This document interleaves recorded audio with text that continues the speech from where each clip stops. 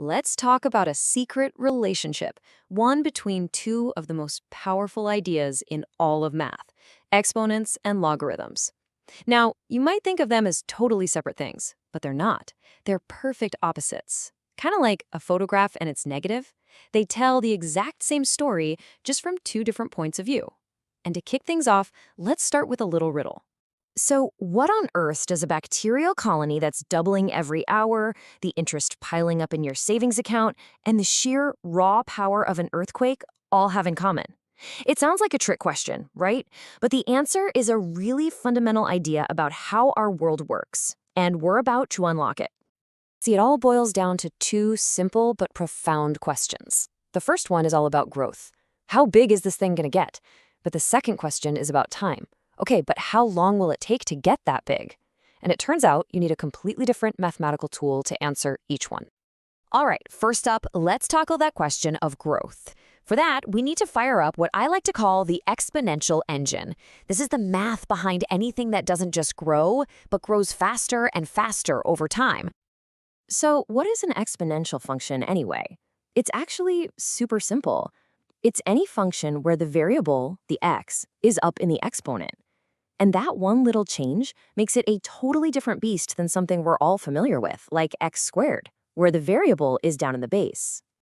To really feel the difference, just look at this comparison. We've got our good old power function, x squared, racing against an exponential 1, 2 to the x. At the beginning, they're pretty neck and neck. They even tie at 2 and 4. But then, watch what happens. The exponential function just takes off. It leaves the power function completely in the dust. This explosive runaway increase, that is what we really mean when we say exponential growth. It's not just fast, it's a kind of growth that literally feeds on itself. Okay, so exponents are the masters of how big. But for our other question, how long does it take, we need to come at the problem from the opposite direction. We need the other side of the coin. We need the logarithm. If you only remember one single thing from this entire explainer, please make it this right here. The logarithm is the exponent. Just burn that phrase into your brain. A logarithm's entire job, its whole purpose in life, is to look at a final number and tell you what exponent you needed to get there. Look, these two statements here are just two different ways of writing the exact same thing. The exponential form, b to the power of y equals x, is all about the final result, x. But the logarithm form just rearranges the furniture to focus on the exponent, y. And notice the anchor here. The base b is the base in both versions. It never changes. And when you plot them on a graph, oh, it's just beautiful. An exponential function and its matching logarithm are perfect mirror images of each other, reflected across that perfect diagonal line of y equals x. So what does this mirroring actually mean? It means they perfectly undo each other. For every single point, let's call it a comma b, that you find on the exponential curve, I guarantee you'll find its swapped partner, b comma a, on the logarithm curve.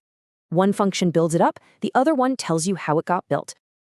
Now, you've probably seen the number e pop up, especially when talking about logarithms. But e isn't just some random number that somebody made up. It's a fundamental constant of the universe, like pi. It shows up everywhere that things grow perfectly and continuously. The story of E actually comes from finance. Imagine you have an investment that gives you a 100% return in 1 year. Great. But what if instead of getting all that interest at the end, you got 50% interest twice a year? Or 10% 10 times a year? What if you could compound it 1,000,000 times? 1,000,000,000? Does your money just grow to infinity? That's the exact question mathematicians got obsessed with. But when you actually do the math, something kind of magical happens. As n, the number of times you compound the interest, gets bigger and bigger, the final amount doesn't shoot off to infinity at all. It gets closer and closer and closer to one very specific number.